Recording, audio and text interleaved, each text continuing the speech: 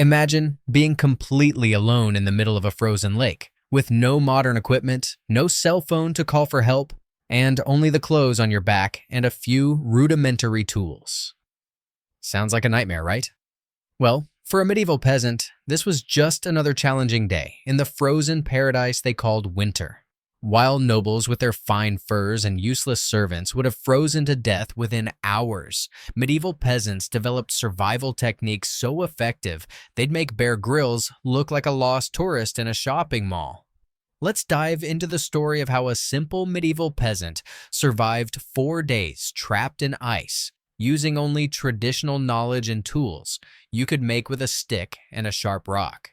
And yes, he did this without a single YouTube tutorial or motivational Instagram post.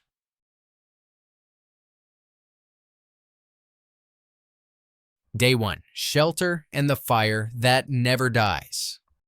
The first challenge for our peasant wasn't the cold. It was the cutting wind that turned 10 below zero into something that felt like 30 below.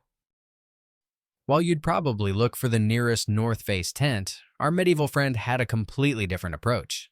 Instead of building the typical tent-shaped shelter we see in all survival shows, he created what experts call a firehouse, an A-frame structure where the branches not only formed walls but also served as a natural chimney. The secret? He didn't place the fire inside the shelter as we would today.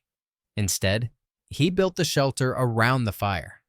Medieval peasants understood thermodynamics centuries before it had a scientific name. They knew heat rises, so they designed their emergency shelters to capture and redirect that heat. Using his billhook, a curved multi-purpose tool that every peasant carried, he cut thick spruce branches and arranged them in a specific pattern that allowed heat to circulate through the space without letting smoke suffocate him. Then he packed snow between the branches, creating natural insulation that would rival our modern styrofoam. But the real masterpiece was his fire system. While we moderns struggle to light a barbecue with 3 different types of lighter fluid, our medieval peasant created what's known as an inverted chimney fire, a structure where thin twigs were placed on top and heavier logs at the base. It's the opposite of what most people would do today. But this method allowed the fire to burn slowly from top to bottom throughout the night without needing constant attention. A single setup of this type of fire could burn for up to 7 hours without intervention, enough time for a good restorative sleep, while the outside temperature plummeted to levels that would freeze a smartphone in minutes. Medieval records show that experienced travelers could keep these fires burning for days with just a few interventions. While nobles in their castles needed 3 servants working in shifts to keep their fireplaces lit through the night, our peasant slept peacefully with his self-sustaining fire. Who's the real genius here? Day 2. Hot water without pots and the medieval super broth. Waking up on the second day meant facing the problem of hydration. You'd probably think, just melt snow, right? But there's a serious problem with that. Melting snow directly in your mouth robs vital heat from your body. It's like swallowing small ice cubes repeatedly. And without a fireproof container, how would you melt large quantities? Our medieval peasant had a brilliant solution that would make any modern camper feel like a complete novice. He used what archaeologists call the hot rock technique, a method so efficient that some indigenous communities still use it today. He selected specific flat stones, usually granite or basalt, that wouldn't explode when heated, and placed them directly in the fire until they were almost red hot. Then, using forked branches as improvised tongs, he transferred the stones to a rawhide container filled with snow. The stones instantly melted the snow and heated the water to near boiling temperatures without damaging the leather container. An experienced peasant could produce about 2 liters of hot drinking water in less than 15 minutes using this method, roughly the same time it takes us to boil water on a modern electric stove. But the real magic happened afterward. Instead of wasting the residual heat from the stones, our medieval peasant used them to create what might well have been the first protein broth in history. Centuries before it became trendy among fitness influencers, he broke dried animal bones, which he always carried in his pouch, and added them to the hot water along with some wild herbs. The still hot stones kept the liquid gently simmering for hours, extracting collagen, minerals, and fat from the bones. A single cup of this broth contained approximately 15 grams of protein and 10 grams of fat, enough to keep the body functioning for hours in extreme cold. It was basically medieval Gatorade, but with actual nutritional benefits. While nobles in their castles drank watered-down wine and ate white bread with little nutritional value, our peasant sipped a superfood that would keep him alive in the most extreme conditions. Who's laughing now, Lord Fancy Pants? Day 3. Improvised snowshoes and the deadly sling. On the third day, our medieval peasant knew he needed to move. Staying still for too long in the cold is basically an open invitation to death. Hey, I'm here, come get me. But with deep snow covering everything, each step would be an exhausting struggle that would quickly drain his energy. The solution? Improvised snowshoes that would make any REI equipment look overcomplicated and unnecessary. Medieval peasants were masters at working with flexible materials like willow and birch. In less than an hour, an experienced man could weave oval structures using basketry techniques they learned from childhood. Our peasant quickly wove forearm-sized oval frames using flexible willow branches. With strips of rawhide, he tied these structures under his worn-out boots. The design distributed his weight over a larger area, allowing him to walk on snow without sinking. Modern tests with replicas of these medieval snowshoes show they reduced effort by up to 60% when walking in deep snow. This means our peasant could cover twice the distance with the same energy he would spend without them. But moving required energy, and energy required food. Without a bow and arrow, which could easily break in extreme cold, our peasant turned to a weapon that historians believe was responsible for more deaths in ancient history than swords and spears combined: the humble sling. Made with a strip of dried sheep gut and a hemp cord, the sling allowed him to throw stones with surprising force and accuracy. Historical records show that trained slingers could hit plate-sized targets from 50 meters away. Our peasant spotted a snow grouse numbed by cold on a low branch. With a fluid motion, he whirled his sling and released the stone, instantly taking down the bird. A dinner secured, while nobles hunted with expensive falcons and packs of dogs that consumed more food than they produced. Our peasant obtained vital protein with a weapon that fit in his pocket and never ran out of ammunition. Medieval efficiency at its finest. Day 4. The portable heater and the primitive communication system. On the fourth day, the cold intensified to levels that would make even Canadians reconsider their life choices.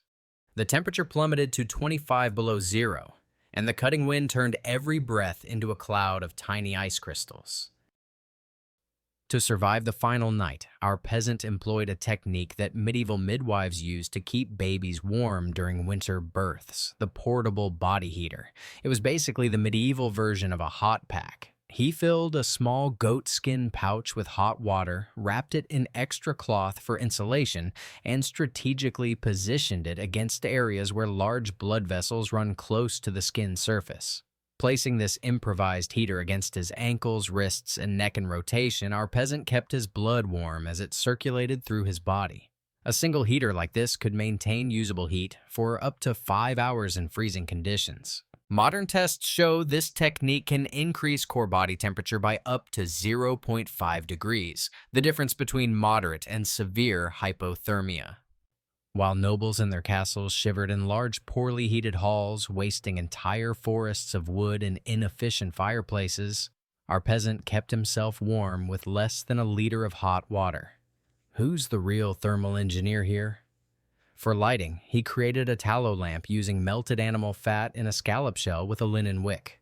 This small light produced approximately 1 lumen of illumination, about 1% of what a modern LED bulb produces, but it was enough to check equipment and maintain sanity during the long hours of darkness. Knowing that others from his village were probably looking for him, our peasant implemented a primitive but ingenious communication system: Every hour, he struck a hollow spruce branch 3 times against the ice, creating a distinctive sound that traveled much farther through solid ice than a human shout would through air. Sound travels about 4 times faster through ice than through air. A strong blow against ice can be heard up to 3 kilometers away in ideal conditions. This ice telegraph allowed our peasant to signal his position without wasting precious energy shouting.